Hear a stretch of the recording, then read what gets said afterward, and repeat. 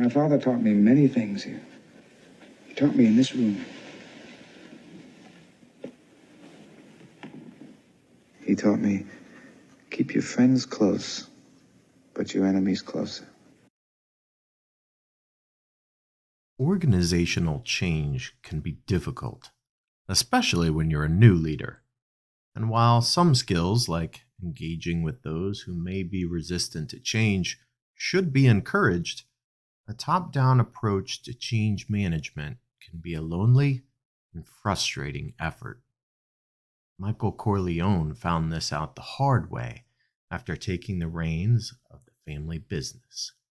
And while most of us aren't dealing with an organization like his, nor do we have a title like Godfather in that organization, we are all impacted by organizational change efforts. Some of us are even tasked with leading those efforts. While she's not a boss in the way Michael Corleone was a boss, Sally Mildren is the CEO of Boss Lady Consulting, and she joins the show to discuss how change management affects customer experience and how to humanize change efforts. This week on Next in Queue, we discuss the most common mistake in managing change, how to deal with vocal opponents of change, the antidote to change fatigue, keys to sustaining change efforts, and how to measure the long-term impact of those change efforts. Let's get to it.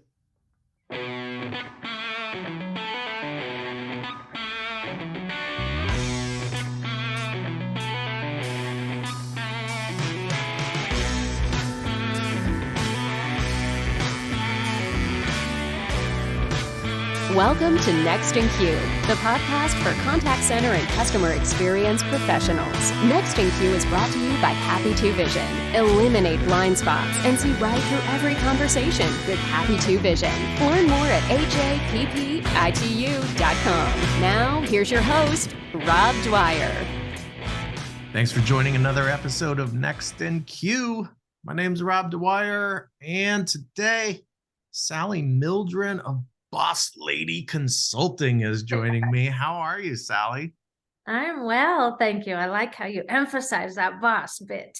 I love that name. I really do. I think it's fantastic. But before we get started, I got a little bit of a bone to pick with you. Okay. You're a Gonzaga basketball fan?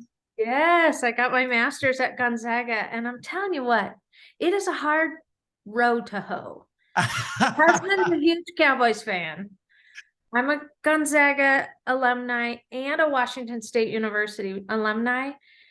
If those aren't three of the most frustrating teams to be a fan of, they are heartbreakers. So, yes. I understand. I understand, but I also understand the other side of that coin. So, Rock Chalk Jayhawk. Yeah. Has been a really frustrating football team to watch for a long, long time, although this year they turned it around. From a basketball standpoint, I get it. We're spoiled. And actually, Gonzaga has a really great basketball program, and they are fun to watch. And so I enjoy them as long as if we play them, we beat them. Yeah. That's how that should go. And by the time this comes out, I don't know, the Super Bowl may have already happened or should be getting close. We are recording this right before the second weekend of playoffs. So your husband's Cowboys and my Chiefs are both still very much alive. And who knows? It could be a Super Bowl matchup. It would be fun. It requires Cowboys showing up twice the same, so we're rooting for that. So today, we're not going to talk about sports the entire time. We're actually going to talk about change management, and I think this is a piece of a CX equation that is often ignored. Mm-hmm. But before we do that, let's spend just a little bit of time getting to know you. Tell me about kind of how you got into this business. Where did you get your start, and how did it bring you to where you are today?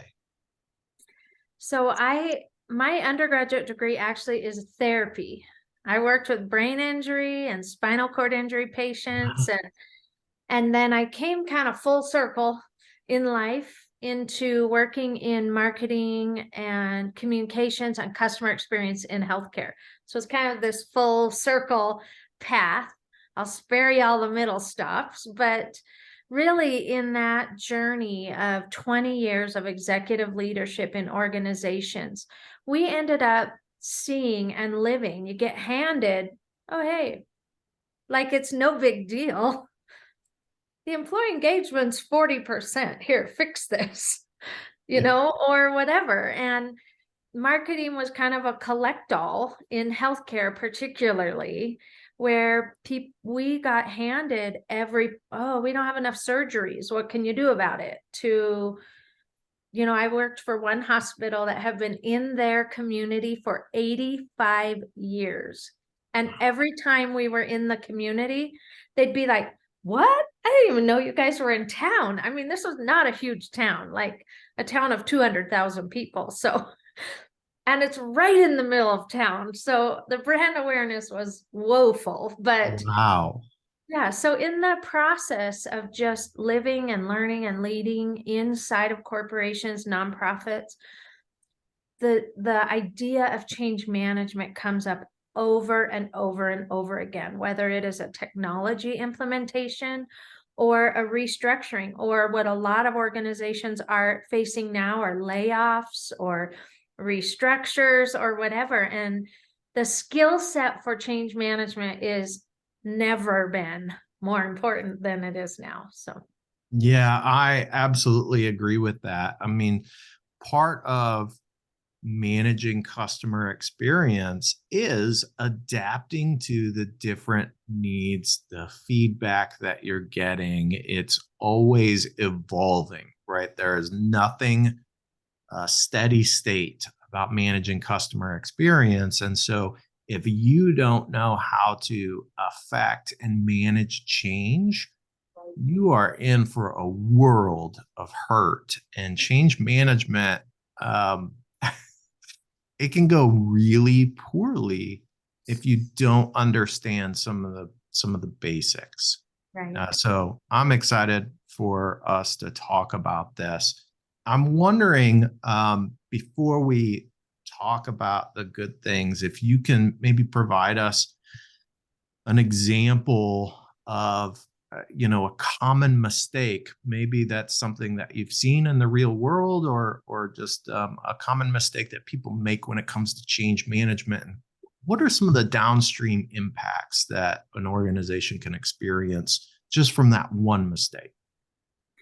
I would say one of the things I see so commonly in the clients we work with now and where I've worked in the past is leaders feeling like they have to have it all figured out before they begin this idea of socializing the change. And they take this top-down approach rather than humanizing the change and recognizing if you can get early and broader adoption and buy-in for the change, you will be far better off in the long run. When it's this top-down approach, it feels tone deaf often because they haven't gotten the pulse of the humanity of their workforce.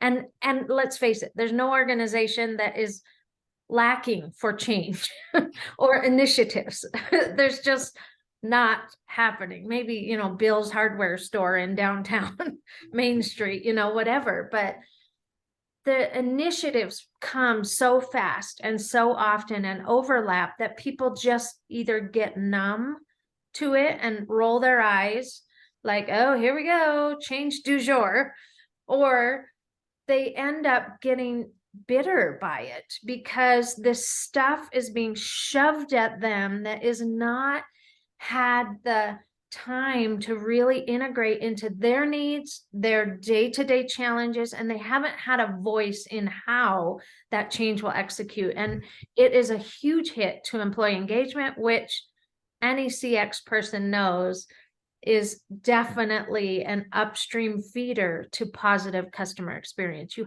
have to have an engaged and a satisfied workforce. So Yeah. One of the things that you talked about there that I think people are really hesitant to, particularly at the higher up in an organization that you go, is this idea of socializing thing. It seems like a lot of companies want to keep a potential change kind of secret until we've got everything planned out and ready to go. right, And you talked about the buy-in. right, One of the things that I've seen is that, right, change is difficult. We all know that. And if you don't know that, then you're kidding yourself. Like it's hard on everyone. But organizations tend to, if things are foisted upon them, there tend to be people that are very vocal about not liking that change, and they can really be a thorn in the side of change. right. When you talk about socializing, how do you deal with people that you know are typically that person that is very vocal and resistant to change? Well, in my experience, in one case, I had a call center that they were like 40% engagement rate out of 100. Not good. We were not meeting the metrics on any KPI for that call center, not average handle time, not calls, not resolution, nothing. And our member engagement, by the way, was also about 50%. Terrible. So I get handed this plate and said, here, fix it. And when we really changed the service design, really not enormous changes, but there were some very, very vocal, folks that heels dug in, that were kind of the playground voice that everybody would listen to. It'd be in the hall, or it would be in the cafeteria or whatever. And I adopted the approach of keep your friends close and your enemies closer. And it was those very vocal individuals that we embraced, brought them right into the center of planning the change of, okay, this is what we're thinking of. What are your thoughts? And inviting some of the thinking behind the emotion, because often the emotion is just born of protection. I mean, by and large, there's a need for emotional and psychological safety for people. Some of them just want to show up and get a paycheck and don't really care. But there are others that are more bought into that, and their lack of ability to communicate shows up like a explosion or emotional firework. Yeah. But it really was a symptom of feeling disrespected and change put upon them, rather than recognizing their years of experience and incorporating them. There were a couple non-negotiable points where we couldn't budge for all sorts of manners and reasons, but we were able then in a one-on-one scenario to help bring this individual along to say, okay, we hear you, and actually I agree with you, but for this and this reason, that isn't something we really can influence, but these areas are. What could we do to make it better? Won't be perfect. And that individual ended up being a real important change agent for us in rolling out the whole change to the broader call center of 100 representatives. By and large, I think some of those, as a leader, you can't afford to be threatened by disagreement, by reaction, by whatever. It's, first of all, I learned a million years ago as a leader, there's a big difference between a professional incident and a personal indictment.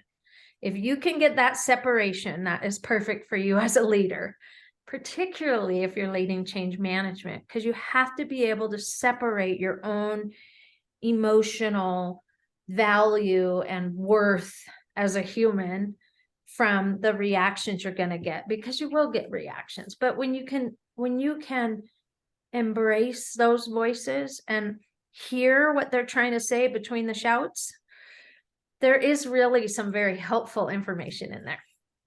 Yeah, absolutely. People want to be acknowledged, right? They'll have an opinion. Um, and as long as you acknowledge what they're saying, whether or not you can go through with what they ideally want, just that acknowledgement makes a huge impact to people and their willingness to buy in or to go along with that change. A lot of change efforts, uh, feel like we've changed and changed and changed and changed. And we've seen these failures in the past. Yeah. Is change fatigue a thing? And how do you go about dealing with that? Yes, it is. I feel like the antidote to change fatigue is you won't solve it 100% for everyone. Preface. But I do feel like the organizations that kind of bake the idea of change into the culture, which, let me explain, with things like continuous improvement, or we're always learning, or we fail forward. Those kinds of sentiments are words that are trying to describe a culture of an organization that wants to innovate, that wants to stay at the top of their game, that wants to be responsive to market and customer triggers. And so the organizations that can begin to bake that idea of change into their culture are the ones that are able to help lessen that kind of fear of change, because it's part of the norm. If it's in the job description, if it's part of your company mission, if at your all hands meetings or in your newsletters or whatever, you're talking about continuous improvement. If you have an organization that does stand-up meetings or implements any part of agile management that really is about continuous improvement rather than the waterfall of just these steps top down, leader people getting squished under the stacks of change.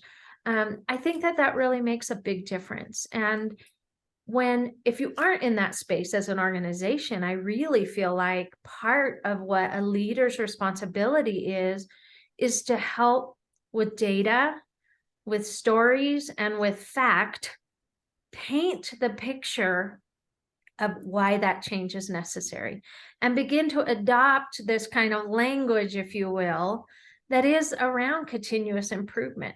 Gosh, our competitor went under because of this, or the market is showing this, or this, Deloitte survey or McKinsey survey said this about our customer. We're getting this feedback on our surveys, whatever. Make it a point that makes sense to the people. I do know some folks who 100% hate change of any kind. They have lived in their homes, have never rearranged their furniture. No, I, on the other hand, love to rearrange. So I do know some individuals like that. But I think by and large, back to the kind of people want to be seen and heard and respected and valued, which means if I have a call center team and we're implementing this change, if it makes sense if we can present it in a way that makes sense, that is an easier bite to swallow than just shut up, sit down and do it. And that old school method of leadership is a death wish for an organization. And unfortunately, there are still some of those out there. Yeah, there are. You touched on something that I wanted to explore a little bit, and that is the language that we use. And you talked about painting a picture and using data is just the way that we say, and you talked about adopting the language of continuous improvement. When we're communicating a change, should we avoid the word change and talk instead about improve? I think it depends on assessing the readiness of your organization. If you're a SaaS organization or a tech agency, you probably are very accustomed to change sprints and to, this idea of constant improvement, manufacturing, that sort of thing.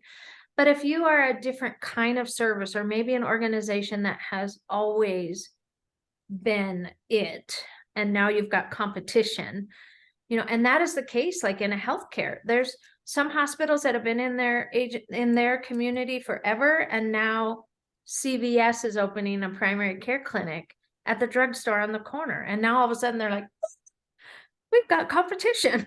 Yeah. And so I feel like the words themselves maybe don't matter as much as the preparation and the intention and the thoughtfulness to humanize that change.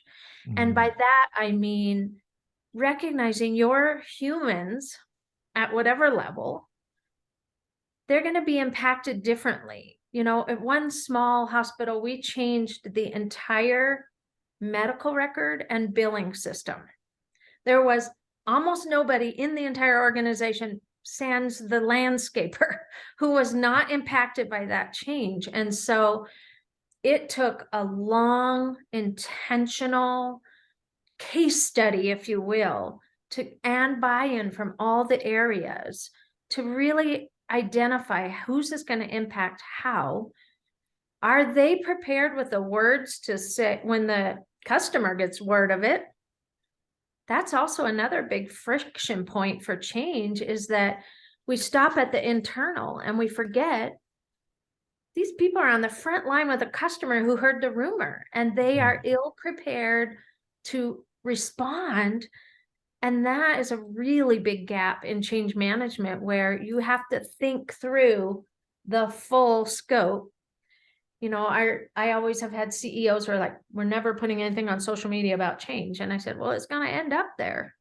I want to lead that conversation rather than be reactive to it. It's far better to lead the message, however you decide to do that. But yeah, 100%. And, you were just talking about this, like understanding who all will be impacted and how and when you need to communicate once a change is certain, right? Yeah. I mean, so we talked before about socializing it, right? That's part of considering, hey, are we going to do this? Let's get people thinking about this so that it's easier if we decide to go that route. Maybe we will, maybe we won't.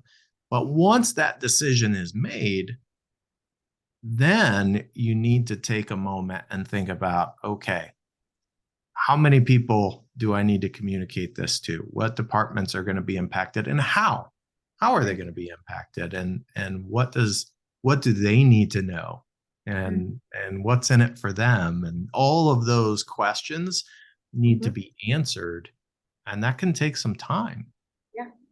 And you may not know that right at first. I think a mistake I see, especially distributed organizations, in this post-COVID world, where they will just email everything. Well, from my old days as a crisis communicator and media specialist, anything that gets emailed could easily get forwarded to the New York Times. Yeah. And I had a small little hospital client in a rural area of one of our states that had a New York Times reporter show up in their rural town 2 weeks ago because of something that got forwarded from an employee. It's like, why does New York Times care about this little teeny town? But it's possible. So for me, I feel like, the initial kind of town hall or all hands or whatever kind of communication you're doing with your core impacted people, you're going to hear a lot of the whatabouts and whatabouts and whatabouts. And then it's incumbent on you as a leader to take those whatabouts and go solve for that, or get their help, pull together a quick little work group and say, okay, what do you think this group of customers is going to need?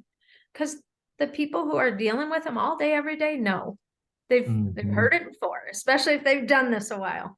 They have Yeah. heard it all. Yeah, I mean, having a plan. So you're absolutely right. You can't prepare for everything, Right. but spending that time thinking about what questions are going to arise from different people, whether that's our customers, our internal employees, and those questions can look different, and being able to either have an answer or know that you don't have an answer, so that you can confidently say, you know what, that's a great question, and we're going to find that out over the next weeks or months, whatever the case may be, and eventually we'll have an answer, but we don't have an answer today. Being transparent about what you don't know is important as well. For sure. There are lots of change efforts that start off strong, and then they start to lose some steam. What causes that, and how do you avoid that? Because obviously, if you started that change effort, you want it to be successful. So what's getting in the way when you had great momentum, and how do we avoid that situation?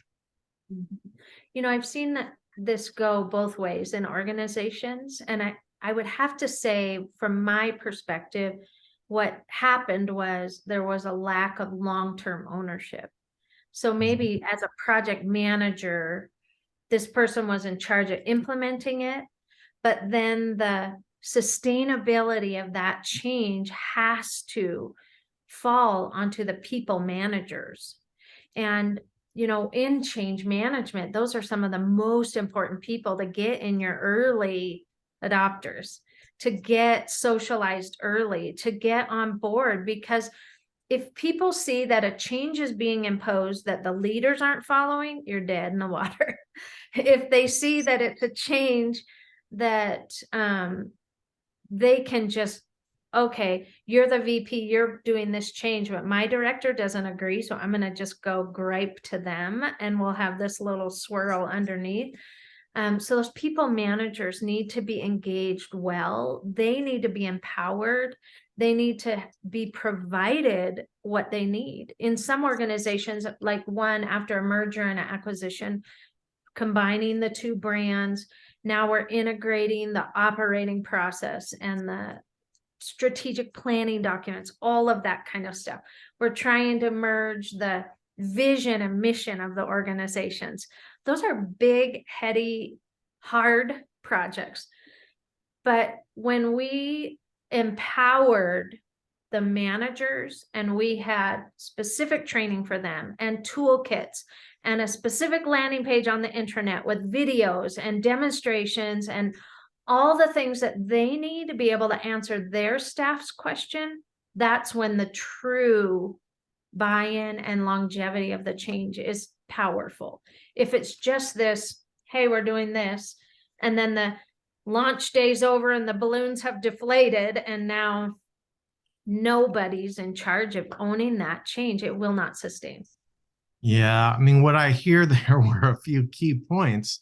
So, right, we all from leadership, your entire leadership team needs to be on board and demonstrating that commitment. Right. Because if you've got some key players that are not demonstrating that commitment to change, it's going to become very apparent to everyone else. Yeah. And a lot of that just boils down to the culture in your organization. So there is certainly something going on there where if I have a culture where we do that top-down change directive, I'm going to run into that issue a lot, that people aren't bought in. And, I may not see it, but some people are definitely going to see that. Aside from fixing your overall culture, which that's a change in itself and can be a really big initiative, but we've talked a little bit about those vocal dissenters. But let's say I thought I had everyone bought in. Mhm. I thought I had provided all the tools, but I find out that I've got someone in a leadership position that is kind of sabotaging the effort. Mhm. How do I deal with that? Well, those are the uncomfortable conversations that most leaders don't like to have. And honestly, you have to start with a one-on-one with that person and just say, hey, what's going on? Can I answer questions? Where are the resistance points for you in this change? Is there something we haven't considered? Taking the same approach as you would with the call rep or whatever. But you have to just address it head on.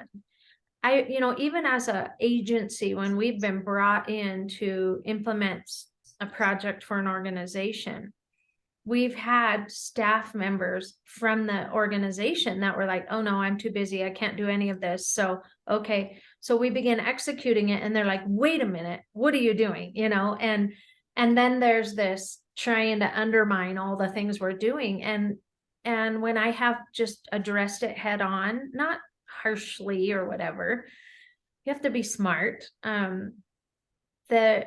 And I'm like, I'm confused about the power struggle here. And I used the word power struggle, and you could have heard the cartoon, the little sound effect here. And they were both just like, there's no power struggle. And I said, okay, well, then I've misunderstood this and this and this. What is happening that's not helping you, or what communication is missing? How can we more effectively keep you informed, or whatever? And it changed everything immediately. It doesn't, not always the case. I've had some really prickly colleagues, but at the time, if they aren't bought in, it's possible their boss isn't bought in. And so somebody's rarely going to be able to get away with being a total saboteur of a change initiative that will come from the top, but somebody lower owns it without having support somewhere in their food chain. And so it may reveal some gaps in the true cultural buy-in for the change, and that may have to be a really hard conversation. And those are not fun. And sometimes, to be perfectly honest, it puts you at risk. If you're exposing this kind of lack of buy-in, the CEO gave the directive, the COO's not bought in, and the CFO who reports to him is the one causing the trouble. There's sometimes where it can organizationally put you at risk, but that's where getting support or advice from or maybe then trying to get your other executive leaders to help bring COO along or whatever. Right. That's where collaboration comes in, and all the work you've done in the past to bemoan Kansas City losing to the Cowboys will come in handy. Okay. Well, we didn't come on to talk about things that aren't going to happen. Yeah. So I want to go back to one other thing that you brought up. I mentioned that you brought up a few points that I wanted to expand on, and that was the sustainability piece. And you talked about who's responsible for that. Is what kind of mechanisms can you put in place to kind of measure the sustained effort or drive accountability? How do you go about doing that? Well, I think that it depends on what the change is. The change could be a new corporate identity, or it could be a new operating system. It could be a new way of doing things, so I think it depends. And when you go back to presenting your change and being data driven, that will provide you some insights in terms of, is this working or not working? But I also feel like there needs to be a commitment to some pulse surveys or spot surveys or whatever you call them in your organization, to just check in and find out how it's doing. At one Fortune 50 company that I did this huge change, we implemented across the entire organization stand-up meetings at least once a week for every team. And we put the structure in place. We got them all the rolling whiteboards. And they had never done Kanban boards. They'd never done any of this anywhere in this organization.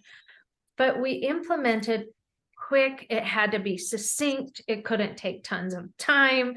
We gave them exactly the structure. It was 5 to 10 minutes to just be able to have this continuous feedback from their teams.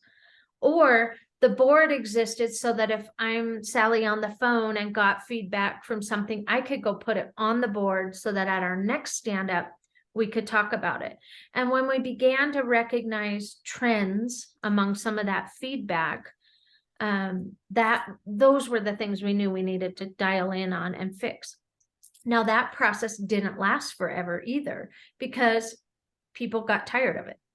The change is here, it's working, whatever. So, having a short-term kind of continuous feedback loop, if you will, is really important, because it's rarely going to go perfectly and as planned. We're all humans. We're humans. Our customer is human. Technology happens. Pandemics happen. I mean, you never know what's happening. And so there's no way to go from A to B without a bump or two. Yeah. I think one of the things that in change management sometimes that we can lose sight of is being flexible in that as well, because hopefully we've accounted for as many variables as we can up front, and we have scoped everything out, and we know who we need to talk to, and we have a plan for success and all of these things. Mm-hmm. But we know, right, variables can change, things can be unexpected. And so being flexible and recognizing when you may need to change the plan a little bit based off of new information, and then going back through that process to say, okay, who do we need to communicate with again, right? What's in it for these people? What are the aspects that we're changing to the change? Right. And I think the idea, if you're realistic, the idea of optimization applies to every process in a business. If we are implementing a new marketing campaign for an organization, we're not going to get all viral videos the first time. It's a matter of learning and adjusting and learning and adjusting. And when you put change management in that context of this optimization of that, we're giving our best shot at what we think, like a software rollout. And how many updates do you need to your iPhone? Every day, apparently.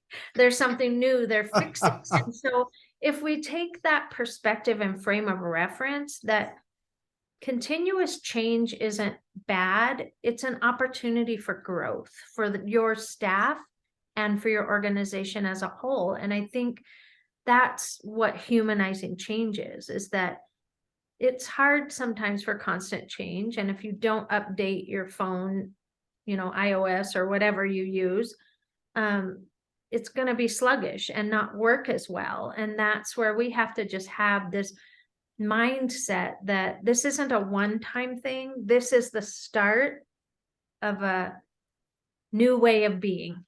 Yeah. And then that's going, we aren't doing things the same way we were 3 years ago or 100 years ago, or in some cases 3 months ago. Right. Now we have Chat GPT to worry about. AI coming over everything, So I think that openness to change brings growth, not just change makes everything harder. Yeah, absolutely. So we've talked about a ton of aspects of change management. What's one thing that we haven't talked about that you feel like is really important for us to discuss? One thing that we get wrong as leaders of change is we, like this podcast, provide a ton of information at the front. But you can't retain all that. And so to have some sort of digital platform, even if it's a place on your SharePoint site, a lot of people hate SharePoint, but most people have it. If it's a space on your Slack channel or whatever that can have all of the supporting information, I like to call that a single source of truth. Is there an electronic or digital place that your employees can refer back to? Oh my gosh, they talked about this, but I haven't gotten a change until now, 3 weeks later, a question. And now I don't remember what to say.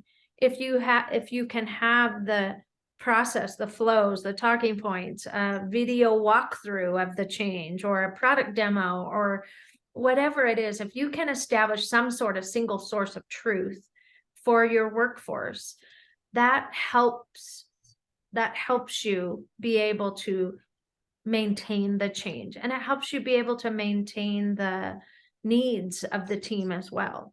Then as it changes, you can update that source of truth versus a call center is a good example. Everybody loves their own little notebook and everyone prints everything out, and it's like, this is like 4 years old. This isn't even a brand. You're parroting this to our client. And so when you can create this digital environment that everybody can access at any time, I think that helps. It helps bake it in the long term, but it also helps keep your information correct. Yeah. Having that. So you talked about a couple of things, right? I mean, making sure that everyone has access to the current information is critical, particularly if they're customer facing. Yeah. But also knowing where we were, because what will happen is if I bring in new employees, they know current state, but they may not know the history. Right. And they might run into questions from customers about that change. And if I, as a customer, am only now finding out about a change and I'm calling up, maybe there was a policy change, and a year ago I knew I could do this, and now you're telling me I can't, but that person has only been there 6 months.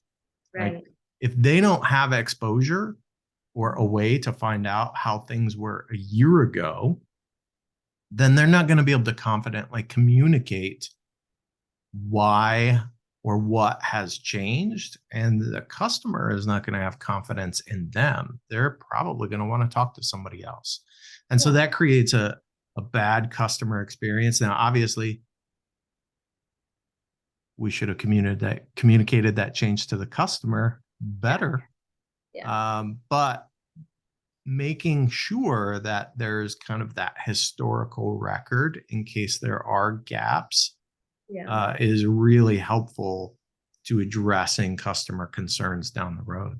Sure. And I think that the right technology solution, like whatever CRM you're using, should be able to have all the documents for a customer in there. In the case of the 100-person call center, it was a health insurer.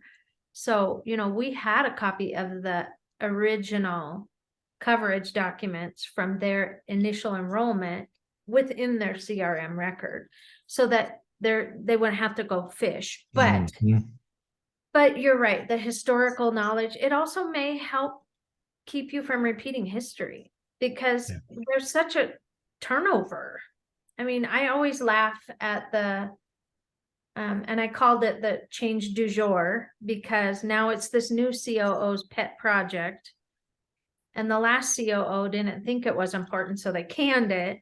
Now this new one thinks, oh, this is the most important thing. And so I think that some historical tracking is helpful to inform new initiatives or new initiatives. Right. Everything that's old is new again.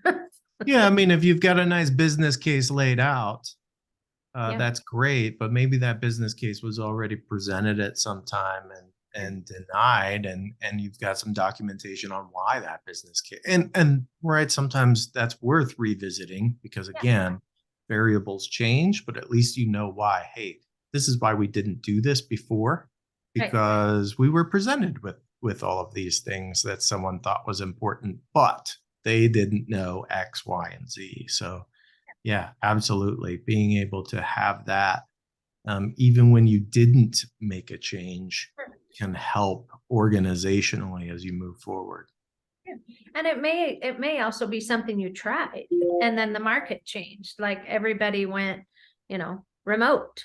Yeah. And so now for whatever reason, this didn't make it, but then you can at least begin your next phase of this from an informed space of taking the lessons from the past. You might as well, because Yeah.